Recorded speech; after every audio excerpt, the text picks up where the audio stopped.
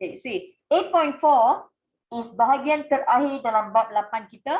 Kita akan belajar apakah peranan kabinet pertama yang kita tubuhkan. So, kabinet pertama kita ditubuhkan selaras dengan kita punya kita punya pemimpin, ya. Beliau telah Tengku Abdul Rahman menjadi Perdana Menteri yang pertama. So, bila beliau telah menjadi Perdana Menteri yang pertama, beliau telah menubuhkan kabinet pertama.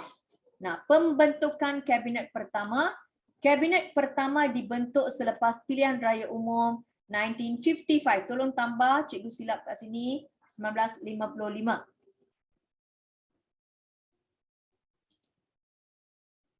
Okay, cikgu ulang balik. Now, kita sedang belajar tentang kabinet pertama. Okay, pembentukan kabinet pertama. Kabinet pertama dibentuk selepas pilihan raya umum 1955. Ia berperanan ke arah berkerajaan sendiri. Nah, Tengku Abdul Rahman sebagai Ketua Menteri menubuhkan kabinetnya sendiri untuk menjamin pentadbiran negara yang lebih lancar.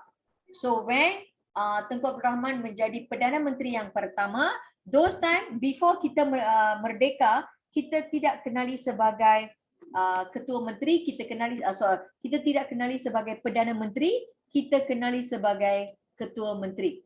Nah, 10 orang menteri dianggotai oleh 3 orang pegawai British memegang portfolio. So there we got apart from kita punya ahli-ahli, kita juga ada 10 orang menteri. Okay, pertama, kita ada Setiausaha Hal Ehwal Ekonomi. Nombor 2, kita ada Setiausaha Kewangan. And nombor 3, kita ada Setiausaha Pertahanan. So they are 3, ya. So kita ada 10 orang menteri.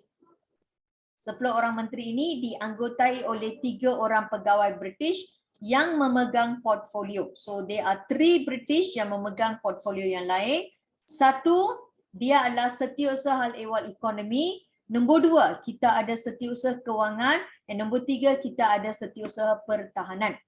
And jemaah menteri diperkenan oleh Raja-Raja Melayu. So Raja-Raja Melayu lah yang mengiktiraf kita punya jemaah menteri.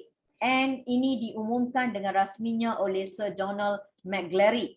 Beliau adalah Pesuruhjaya British pada 4 Ogos 1955 di King's House, Kuala Lumpur. Alright. So when we form our kabinet kita pertama selepas pilihan raya pertama, ia adalah ke arah berkerajaan sendiri. Because once our cabinet is formed, rakyat telah diberi kuasa untuk mentadbir negara. We are ruling our country. Alright. So who's the leader? Tengku Abdul Rahman was the leader. Beliau telah menubuhkan kabinetnya sendiri untuk menjamin pentadbiran yang lebih licin. So kita ada 10 orang menteri yang dianggotai oleh 3 orang pegawai British yang memegang portfolio. So kita ada Setiausaha Hal Ehwal Ekonomi, kita juga ada Setiausaha Kewangan, kita juga ada Setiausaha Pertahanan. Okay, and then orang yang menjalankan tugas kat sini adalah kita punya jemaah menteri telah diperkenan oleh kita punya Raja-Raja Melayu. Okay, Raja-Raja Melayu, and diumumkan dengan rasminya oleh Sir Donald McGlary. Sir Donald McGlary adalah Pesuruhjaya Tinggi British, and beliau telah menjadi Pesuruhjaya Tinggi British pada 4 Ogos 1955 di King's House, Kuala Lumpur. Okay, sekarang, apakah peranan kabinet pertama? Raif, bacakan sayang apa peranan beliau? Raif, can you read sayang? Ya. Okay, apa peranan dia? Untuk membincangkan soal kewangan dan keperluan orang tempatan dalam perkhidmatan awam. Okey, lagi. Menyambung sistem yang digunakan dipakai dalam Majlis Mesyuarat Persekutuan yang berasaskan model Westminster. Okey, then? Mengurangkan kuasa pentadbiran British, meminta kuasa veto Pesuruhjaya Tinggi dibatalkan dan membincangkan isu keselamatan dalam negeri dan pertahanan. Alright. Okey. So anda boleh nampak peranan kabinet pertama kita membincangkan soal kewangan dan keperluan orang tempatan dalam perkhidmatan awam. Nombor 2, kita menyambung sistem yang digunapakai dalam Majlis Persekutuan. Majlis Mesyuarat Persekutuan yang berasaskan kepada model Westminster, iaitu sistem pentadbiran demokrasi mengikut cara barat. And then kita juga mengurangkan kuasa pentadbiran British. Kita juga meminta kuasa veto Pesuruhjaya Tinggi British dibatalkan and membincangkan isu keselamatan dalam negeri dan pertahanan. So I'm going to explain one by one. Nah, peranan kabinet artinya bila they form the first cabinet, apa yang mereka buat. So first thing adalah mereka membincangkan soal kewangan dan keperluan orang tempatan dalam perkhidmatan awam. Kemudian mereka juga menyambung sistem yang sedia pakai dalam Majlis Mesyuarat Persekutuan. Okay, so mereka telah menyambung sistem yang ada kat sini because why British was using the Westminster type also. So mereka telah menggunakan sistem yang diasaskan kepada model Westminster, iaitu sistem pentadbiran atau pemerintahan demokrasi mengikut barat. Pada masa yang sama, mereka juga telah mengurangkan kuasa pentadbiran British. Mereka juga meminta kuasa veto Pesuruhjaya Tinggi British dibatalkan. Nah, kuasa veto means they got all the authority power, kuasa mutlak, because Tanah Melayu was under control of Sir Donald McLaren. Donald McLaren adalah Pesuruhjaya Tinggi British. Now, kita meminta agar kuasa Donald McLaren sebagai Pesuruhjaya Tinggi British dibatalkan. Dan kita juga membincangkan isu keselamatan dalam negeri dan juga pertahanan. Faham guys? Boleh nampak? Faham, teacher. Okey, bagus. Nah, kemudian kita tengok yang berikutnya, siapakah ahli-ahli yang kita ada? Okey. Now, kita ada pertama Tengku Abdul Rahman sebagai Ketua Menteri, Datuk Abdul Razak Hussein Menteri Pelajaran, Datuk Sulaiman, Datuk Abdul Rahman, beliau adalah Menteri. Okey sayang, don't worry. Okey, beliau adalah Menteri Kerajaan Tempatan, Perumahan dan juga Perancangan Bandar. Nombor 4 kita ada Dr. Ismail Abdul Rahman. Beliau adalah Menteri Tanah dan Galian. Kemudian kita ada H.S. Lee, Tun H.S. Lee, beliau adalah Menteri Pengangkutan. Dan kita juga ada Sardon Jubair. Sardon Jubair adalah Menteri Kerja Raya. Kita juga ada V.T. Sambandar. Nah, V.T. Sambandar adalah Menteri Buruh. And then kita ada Leong Hiew Koh sebagai Menteri Kesihatan. And then kita ada Ong Yok Lin sebagai Menteri Pos dan Telekom. And Abdul Aziz Ishak sebagai Menteri Pertanian. So inilah jawatan-jawatan ahli kabinet yang pertama. So kalau anda rasa susah nak ingat 3 nama cukup. Okay, ataupun 4 nama. So anda boleh ambil the pertama, Tengku Abdul Rahman, beliau adalah Ketua Menteri. Datuk Abdul Razak Hussein, Menteri Pelajaran. Okay, you ambil Tun H.S. Lee, Menteri Pengangkutan, and V.T. Sambandar, Menteri Buruh. Cukup 1, 2, 3, 4. Okay, so you because 1 Chinese, 1 Indian, 2 Malay pemimpin, cukup yang ini. No need to remember everything. Bolehkah?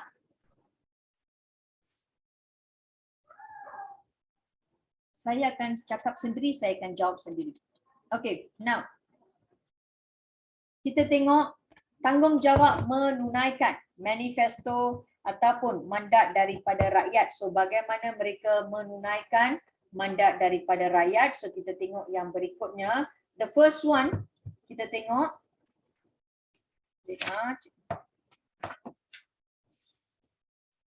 Okay. The first one, kita ada Ketua Menteri. Ketua Menteri adalah Tengku Abdul Rahman.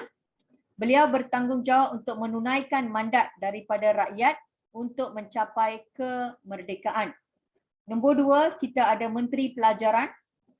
Menteri Pelajaran adalah Datuk Abdul Razak Hussein. Beliau berperanan penting untuk membina bangsa yang bersatu melalui sistem pendidikan. Kemudian kita ada Menteri Buruh. Menteri Buruh adalah V.T. Sambandar. melaksanakan tugas terawal bersama-sama dengan menteri lain untuk menjadikan perkhidmatan awam bercorak tempatan. Beliau juga mengurangkan pegawai Eropah dalam Malayan Civil Service secara berperingkat. Dan kemudian kita ada Menteri Kesihatan Yung Hyu Koh. Beliau dikendaki menjalankan rancangan secara meluas dengan meningkatkan mutu perkhidmatan perubatan dan kesihatan secepat mungkin dalam tempoh negara menuju kerajaan sendiri. And the final one adalah kita ada kabinet pertama ya. So we can see here. Okay. So ini adalah ahli kabinet pertama. They are Siti yang duduk, Siti Thomas, H.S. Lee, dan Tengku Abdul Rahman.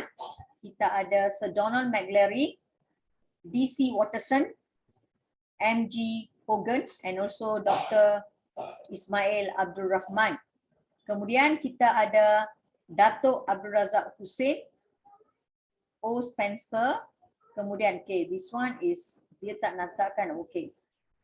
This is Razak ya, Razak, O. Spencer, Abdul Aziz, and then Humphreys, Sulaiman, Humphreys here, Sulaiman is here, Abdul Rahman. Oh, saya yang silap kot. Abdul Rahman Hussein. Okay, so nanti kita tengokkan dalam buku teks kita. So kita ada Datuk Abdul Rahman Hussein, O. Spencer, Abdul Aziz, then A.H.P. Humphreys, Datuk Sulaiman, Abdul Rahman, then Witi Samanden, kita ada Sador Jubain, dan Leong Hyu Koh, Ong Yok Lin, dan juga Tu Jun Hing. Ini adalah pemimpin-pemimpin dalam kita punya barisan pertama. Okay, let's finish up with your mentor book. Tengok you punya muka surat 107 sayang. 107. Okay. Sekejap.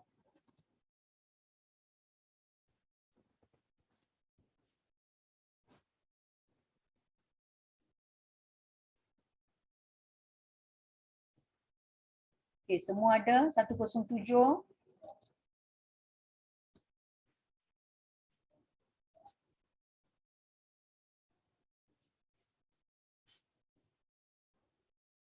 Okay. 8.4. Peranan Kabinet Pertama Persekutuan Tanah Melayu dibentuk selepas pilihan raya umum 1955 ya. Kabinet ini dibentuk selepas pilihan raya umum 1955, memainkan pelbagai peranan ke arah berkerajaan sendiri. Tengku Abdul Rahman menjadi Ketua Menteri dan dianggotai oleh 9 orang menteri dan juga 3 pegawai British. So who are they? Tadi kita Amma, cannot disturb. Sorry guys. Okay. So kita boleh nampak. The pertama Tengku Abdul Rahman sebagai Ketua Menteri. Nombor 2 kita ada Datuk Abdul Razak Hussein. Oh, that's my niece, my dear. Come here, I show you. Kira, come here. Akka want to see you. Come here. See Akka. Say hello to Akka. Come here. Kira, say hello to Akka. Hi, Akka. Hello, Akka. Hello, Anna. Akka. Akka inside there. Anna's there. Okay, okay, go. Our tummy's there. Okay, okay. Okay, go. Okay. Sorry guys, she's disturbing you all. Okay. Alright. So kita ada dianggotai oleh 10 orang menteri dan juga 3 pegawai British. Nama mereka Tengku Abdul Rahman sebagai Ketua Menteri. Nombor 2 kita ada Datuk Abdul Razak Hussein, Menteri Pelajaran. Nombor 3 kita ada Datuk Sulaiman, Datuk Abdul Rahman. And then beliau sebagai Menteri Kerajaan Tempatan, Perumahan dan Perancangan Bandar. Dan kita ada Dr. Ismail Abdul Rahman. Dr. Ismail Abdul Rahman, beliau adalah kita punya Menteri Tanah dan Galian.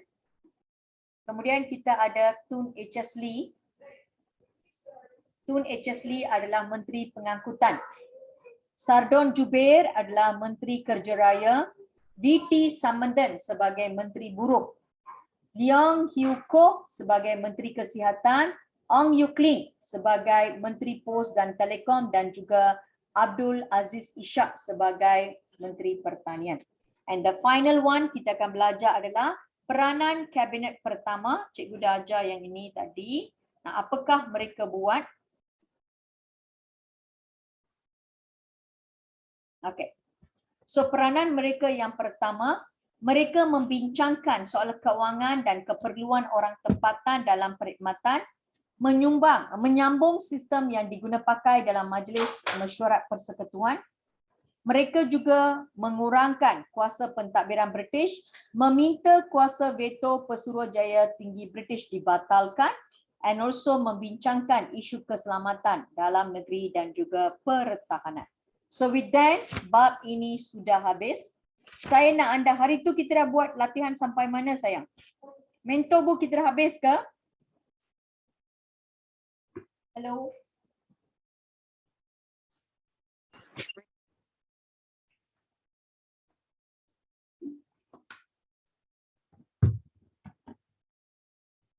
Can you guys hear me? Mentor book muka surat 109. Kita dah siap sampai mana sayang?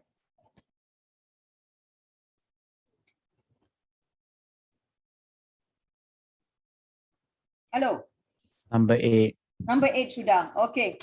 So kita cuba habiskan sampai nombor 20. I give you all 15 minutes then kita kalau boleh. Do you want to start bab 9 today itself? Or kita habiskan latihan-latihan ini? Hello? Masih takkan cakap. Okay.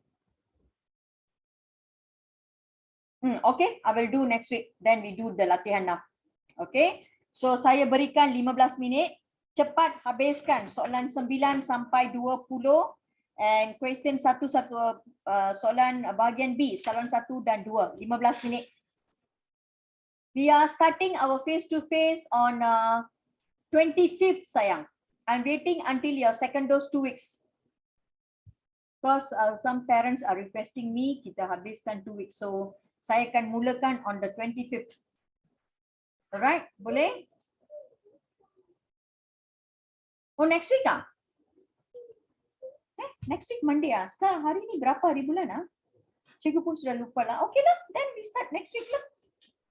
You all got to second dose 2 weeks ready ah? Tak ada masalah ah? So next week lah we start our class ya, face to face ah.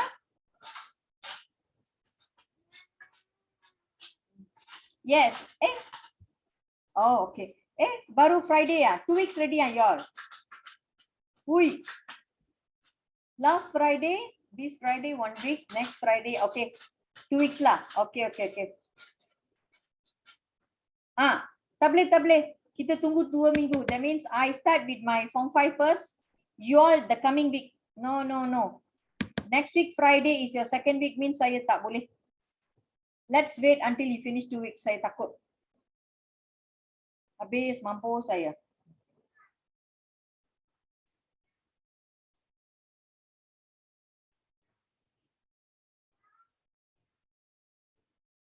Okay lah. Then 1st November sayang kan. Then we start November lah. No worries. We start November. Better like that because saya tak nak kita buka and then the people will start to give any problem. Because Puan Ju punya kelas tak besar. You orang ni datang dengan bug saya takut.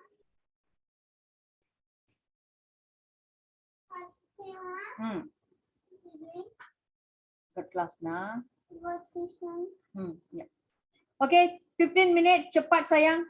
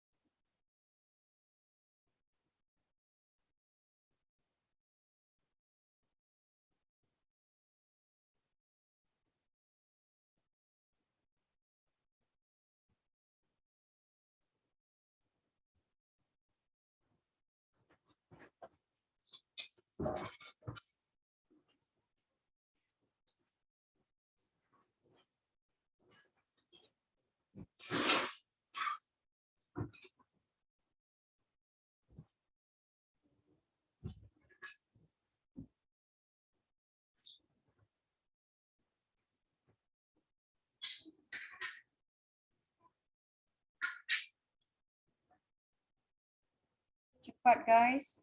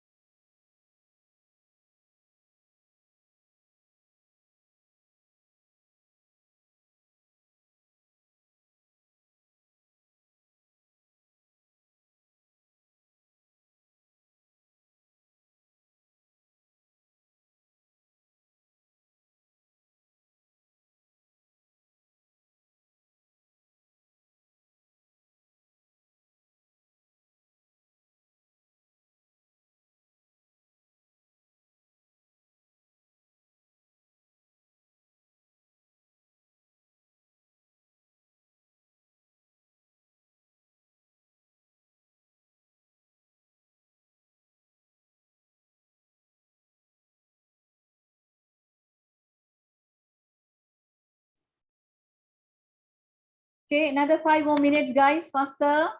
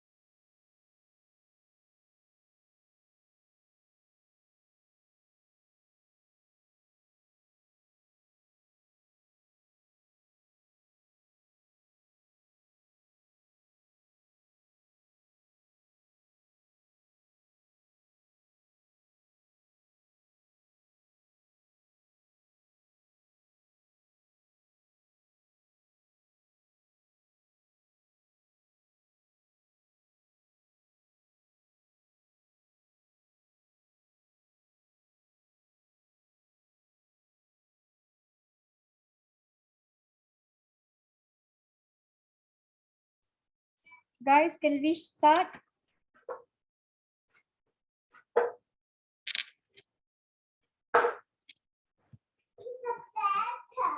Hmm? That.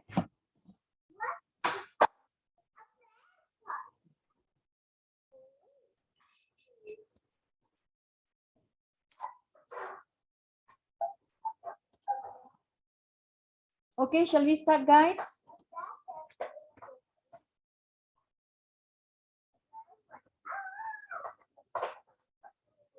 Nombor 9. Adam, nombor 9.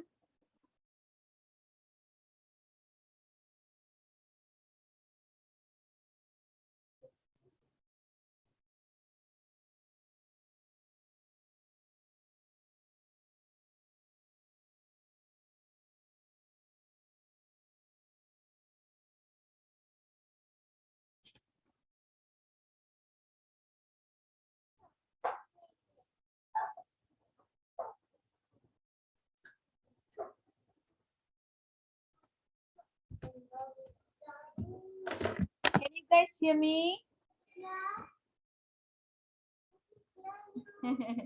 You can hear me. Can, sure. Okay. Now, first question, Adam, can you do it, sayang? Okay, hold on.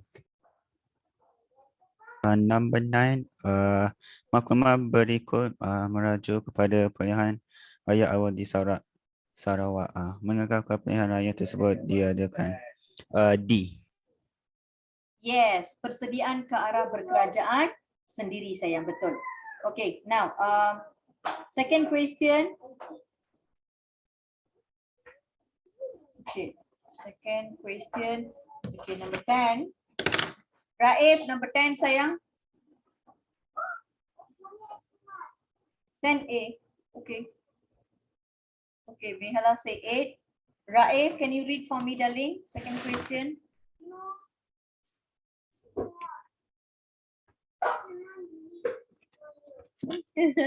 Anna is reading, not you. Can you all nampak? Boleh nampak ke tak nampak?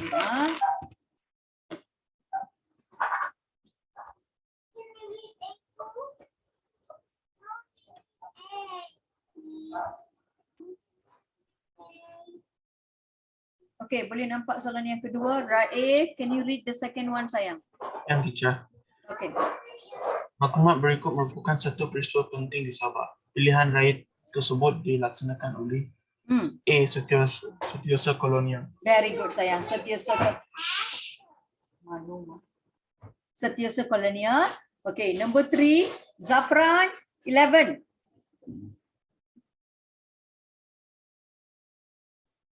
Zafran, question number 11.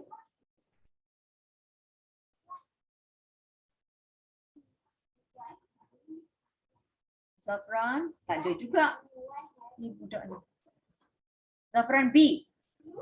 Okay, now. Pilihan raya Majlis Perundangan, berapakah jumlah ahli MPP yang dilantik melalui pilihan raya 1955?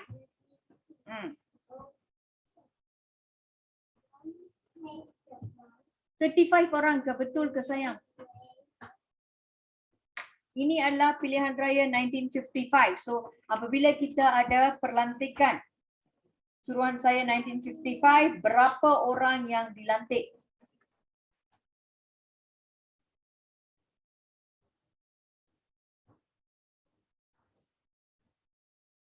MPP, berapa orang dipilih sayang?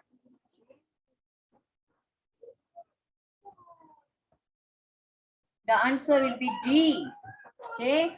Jumlah ahli Majlis Perundangan Persekutuan is donkey. 52 of them. Main-main. Okay. Now. Okay. Soalan yang berikutnya. Ishwar, next question. Selepas pilihan raya 1955, Majlis Perundangan Persekutuan telah dibentuk. Apakah fungsi majlis tersebut? Apa fungsi majlis tersebut, saya? Mengubah undang-undang. Yes, mereka berperanan untuk menggubal undang-undang. Okay. Now, number 13 pula. Yes, very good, Megila. Number 13, Kirtana.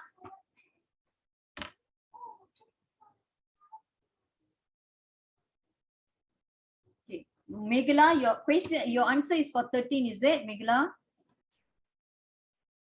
Is it your answer? Oh, 12C. Okay, 12. Okay, correct. Saya nak 13, sayang. Kirtana, number 13. Mela B. Okay. Now, apakah kesan daripada penubuhan MPP? Yes, very good. B. Kuasa mentadbir di tangan anak tempatan. Okay, very good. Number 14 pula.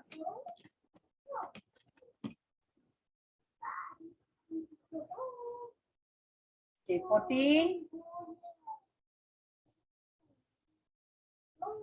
Pembentukan Majlis Perundangan Persekutuan MPP membuka peluang kepada rakyat tempatan untuk mentadbir. Apakah yang dapat disimpulkan melalui langkah tersebut?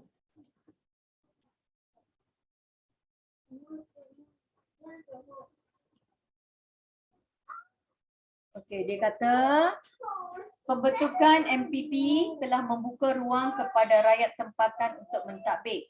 So apakah yang dapat disimpulkan dalam yang ini? It's very simple, sayang. Tengok kat situ.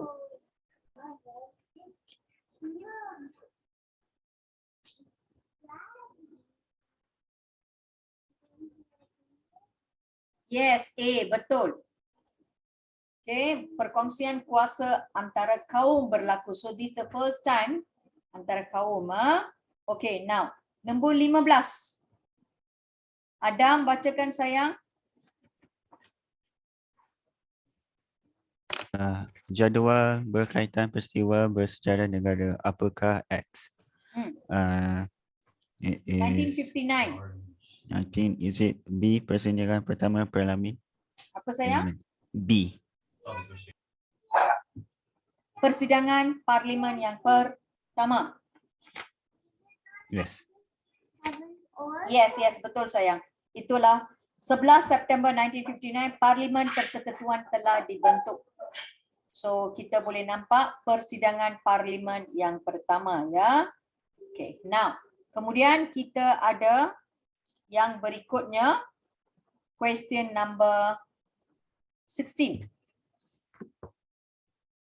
Okay, 16, Neha, can you do the question?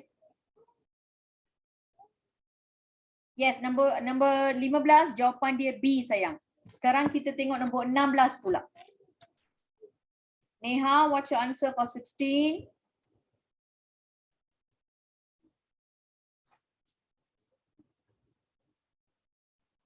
C, okay. Bentuk kabinet pertama Persekutuan Tanah Melayu dibentuk selepas pilihan raya umum 1955. Nah, siapakah yang menjadi ketua menteri pertama?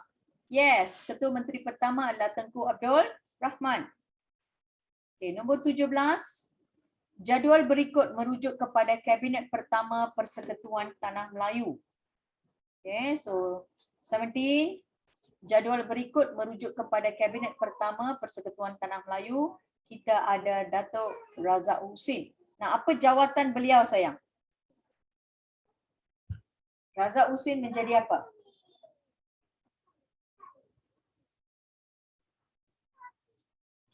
Razak Husin menjadi apa? Guys, tadi. D. Yes, beliau adalah Menteri Pelajaran. Ishwar, number 18. Jadual berikut menunjukkan maklumat berkaitan Kabinet Pertama Persekutuan Tanah Melayu. Jasmine VT Sambanten, Menteri Pengangkutan. Apakah X? C, Menteri Buruh. What is the answer sayang? C. B. C. C, okay.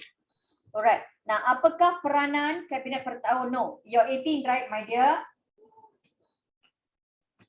Okay, jadual berikut menunjukkan maklumat berkaitan dengan kabinet pertama. BT Sambanten menjadi menteri apa? Buruh.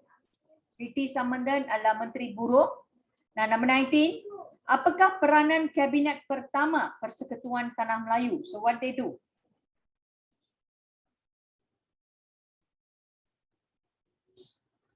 Apa yang mereka bincangkan tadi kita belajar? Menangani isu apa? Siang. Betul lah. 2 and 3.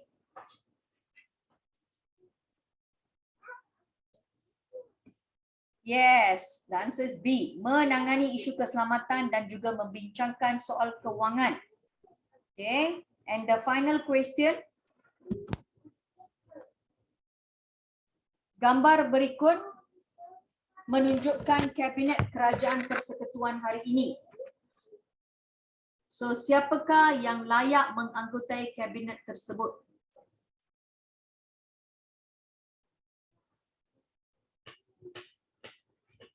Siapa yang layak sayang untuk mengetuai kita punya?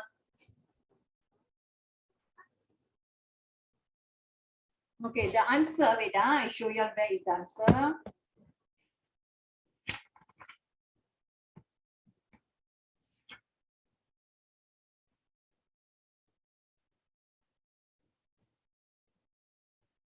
Two minutes saya tunjukkan kepada anda where you can take this answer. Now, let me check.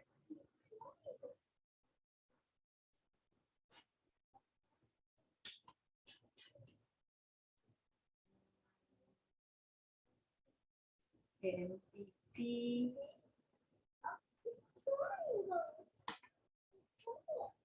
Okey, dalam buku teks anda tak ada, ini adalah soalan berkebat.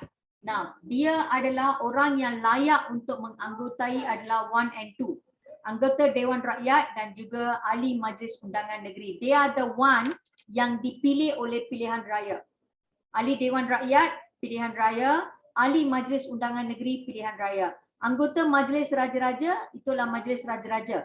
Senator Dewan Rakyat dipilih oleh Yang di-Pertuan Agong dan negeri masing-masing. So yang ini tak ada dalam buku teks anda. Very sorry sayang. So the answer will be A.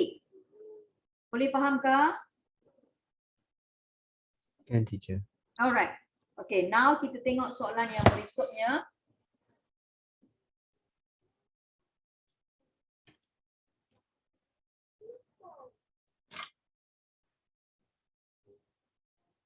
Okay, bahagian B.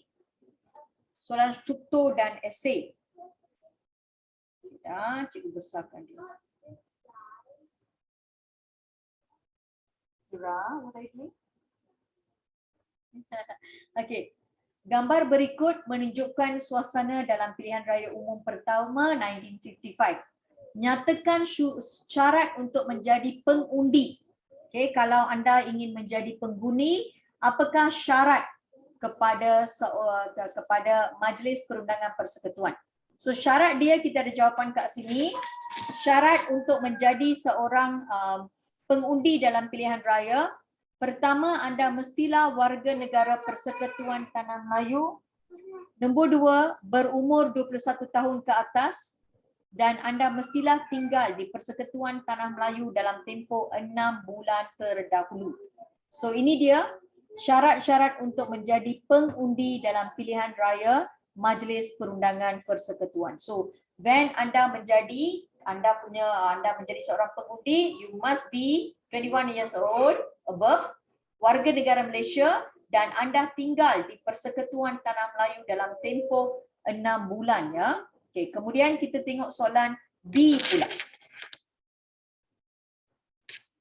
Okey. Sebagai rakyat Malaysia yang bertanggungjawab, mengapakah anda perlu menjadi pengundi dalam pilihan raya?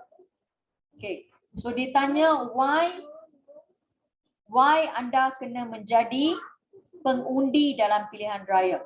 So yang pertama, anda memilih pemimpin yang berwibawa, pemimpin yang boleh menentukan kerajaan yang mentadbir negara. Ini juga adalah tindakan anda untuk menyuburkan proses demokrasi dalam negara, iaitu rakyat diberi hak untuk mengundi and also memenuhi hak rakyat sebagai warga negara. So these are the things yang anda boleh nampak bila anda menjadi anda menjadi pemimpin, anda menjadi pengundi dalam pilihan raya. So ini adalah yang anda akan buat ya. So cikgu ulang balik. So sebagai rakyat Malaysia, nyatakan atau yang bertanggungjawab, mengapakah anda perlu menjadi pengundi dalam pilihan raya? So pertama, untuk memilih pemimpin yang berwibawa, menentukan kerajaan yang mentadbir negara, menyuburkan proses demokrasi dan memenuhi hak rakyat sebagai warga negara. Nah, kemudian kita tengok soalan C pula. Nah, kesedaran golongan muda untuk menjadi pengundi agak membimbangkan. Cadangkan langkah-langkah untuk menarik. Okay. Kesedaran golongan muda untuk menjadi pengundi agak membimbangkan. Cadangkan langkah-langkah untuk menarik golongan ini.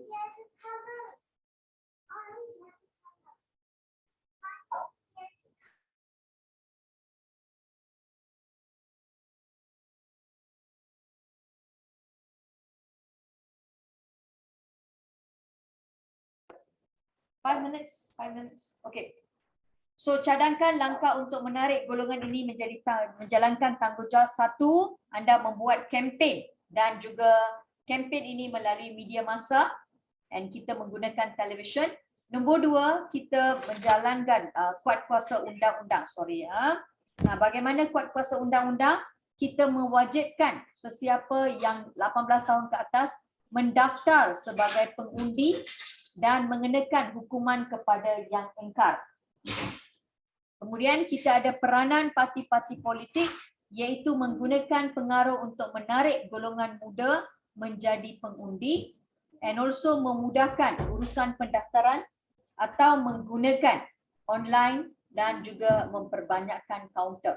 So ini adalah jawapan-jawapan yang kita boleh buat atau lakukan untuk menggalakkan golongan muda untuk menjalankan tanggungjawab mereka sebagai pengundi. Nah, question yang berikutnya kita tengok soalan 2. Nah, soalan 2,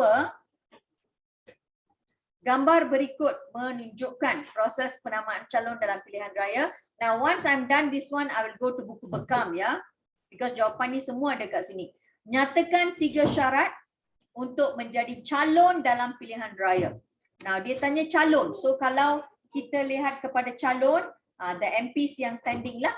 Alright. So, nyatakan 3 syarat untuk menjadi seorang calon dalam pilihan raya Majlis Perundangan Persekutuan. 1, mestilah warga negara Persekutuan Tanah Melayu. Nombor 2, berumur 21 tahun ke atas, telah tinggal di Persekutuan Tanah Melayu dan tinggal dalam tempoh 12 bulan sebelum hari penamaan calon, berpengetahuan dalam bahasa Inggeris dan juga bahasa Melayu. Nah, kemudian kita ada B. Pada pandangan anda, apakah syarat yang perlu dipatuhi bagi menjadi calon dalam pilihan raya pada hari ini? So, apa syarat yang perlu kita patuhi bagi menjadi calon dalam pilihan raya? Okey, 1.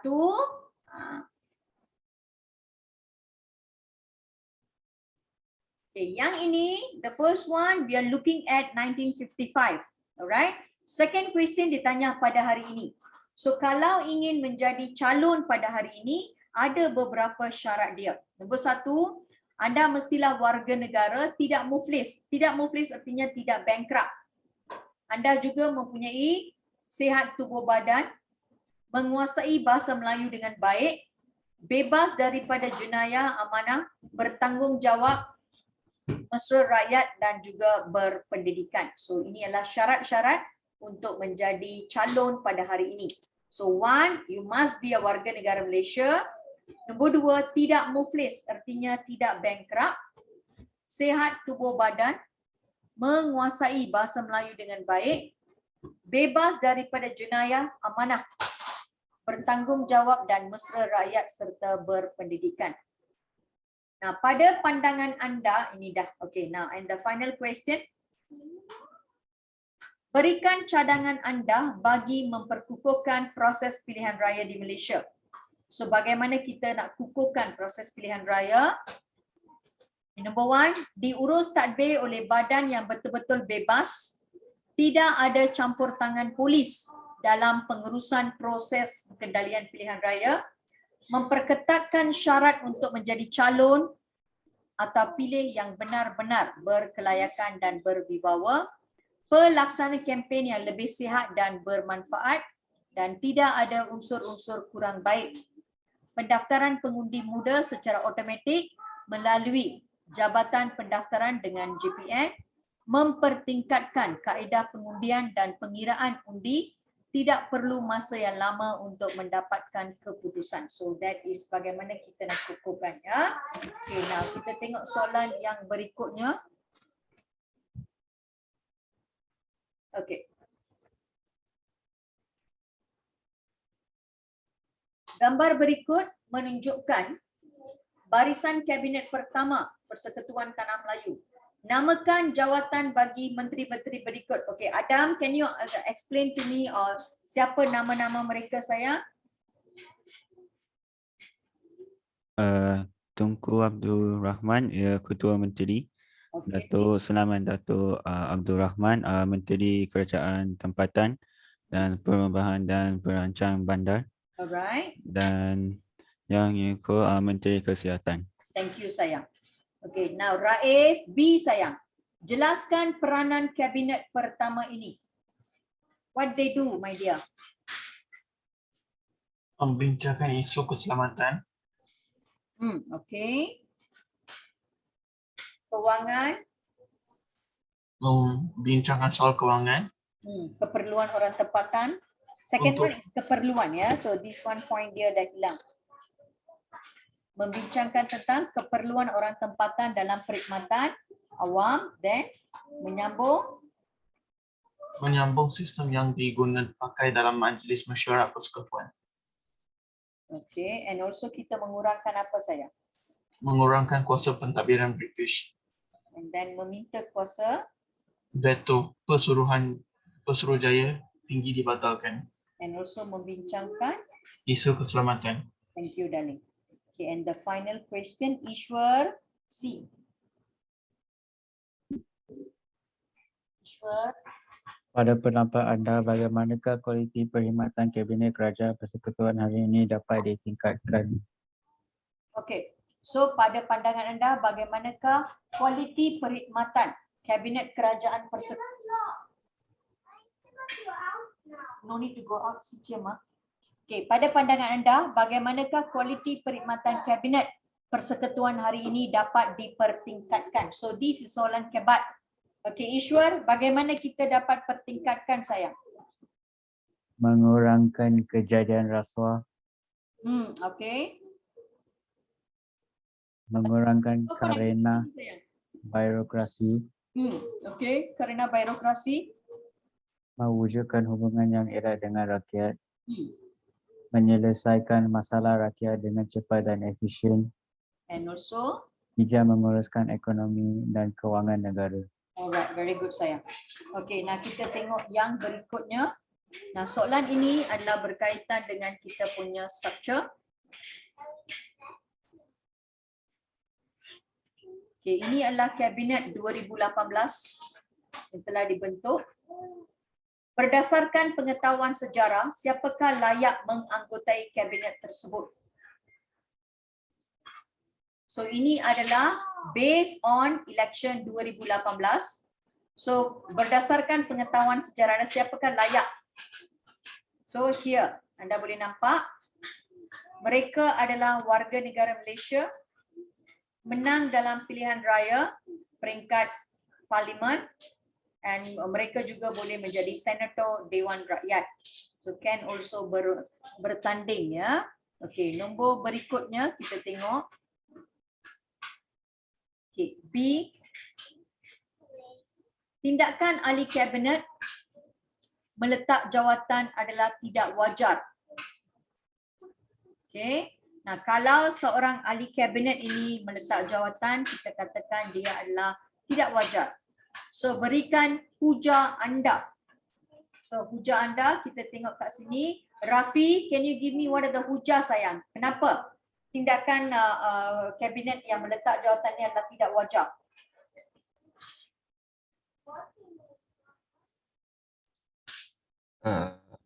Ni. Okay, sayang, kita kata kalau seorang ahli kabinet ni meletak jawatan, ini adalah tindakan yang tidak wajar. Ya, berikan hujah anda. Tengok jawapan kat tepi. Why? This is because ini akan merencatkan perancangan yang telah disusun, Okay. mewujudkan ketidakstabilan politik, mengganggu kelicinan perjalanan pentadbiran kementerian, mengurangkan keyakinan rakyat dan pelabuh dan juga akan menjejaskan imej negara. Very good sayang. So why? If we already pilih seorang kabinet, ahli kabinet, kemudian ahli itu meletak jawatan kerana ia boleh merencatkan perancangan kerajaan yang kita telah susun, ia juga boleh mewujudkan ketidakstabilan politik, ia juga boleh mengganggu kelicinan perjalanan pentadbiran kementerian, and also boleh mengurangkan keyakinan rakyat dan pelabuh, and also boleh menjejaskan imej negara ya. And the final question. Okay, now sekiranya anda dilatih menganggotai kabinet kerajaan hari ini. So kalau anda dilantik menganggotai kabinet kerajaan, apakah perancangan anda bagi memastikan kesejahteraan negara? So what do you think perancangan anda? So, jawapan yang diberikan adalah very noisy. Slow. Okay. So jawapan dia adalah menyediakan peluang pekerjaan, memastikan kebajikan rakyat terpelihara. Kita juga perlu meningkatkan taraf hidup, memastikan kemakmuran ekonomi and meningkatkan keselamatan negara. Okay, can you all understand so far? Boleh? Teacher. Okay, and the final essay, I'm going to finish today. I think another 5 minutes. I'm very sorry because my niece is making a lot of noise. I'll make sure next week she won't sit here. I'm very sorry. Okay, right. So kita tengok kat sini. Soalan berikutnya, sehingga kini negara menyaksikan 14 siri pilihan raya umum yang dilaksanakan membuktikan kesuburan proses demokrasi Malaysia. Jelaskan proses pilihan raya di Malaysia. Okay, kita tengok. Suruhanjaya Pilihan SPR menetapkan tarikh penamaan calon dan pengundian. Kemudian kita ada penamaan calon diadakan. After penamaan calon, kita ada kempen oleh calon bertanding. Kita ada pembuangan undi dijalankan. Lepas pembuangan undi dijalankan, mengikut tarikh yang telah ditetapkan, finally, kita ada after 5 o'clock, kita ada pengiraan undi. And then, kita after pengiraan undi dan semua agree, kita ada keputusan diumumkan. Alright. So ini adalah proses pilihan raya. Nah, kemudian kita tengok berdasarkan pengetahuan anda, apakah manfaat perkongsian kuasa diamalkan pada hari ini? Okay, because perkongsian kuasa antara kaum dan sebagainya, apa manfaat kalau kita mengamalkan konsep perkongsian kuasa ya? Nah, pertama sekali, perpaduan semakin kukuh, tidak timbul rasa tidak puas hati, mewujudkan suasana harmoni, rakyat hidup saling menghormati, keamanan dapat diwujudkan, negara juga tidak huru-hara, dan tiada perbalahan kaum berlaku. Dan kita ada ekonomi juga berkembang maju, taraf hidup rakyat meningkat, imej negara juga meningkat, dan wujud perkongsian kuasa menjadi identiti unik negara dan dapat menarik kedatangan pelancong luar. And the final question. Pemimpin berwibawa mampu membawa negara ke arah kesejahteraan, buktikan penyataan tersebut.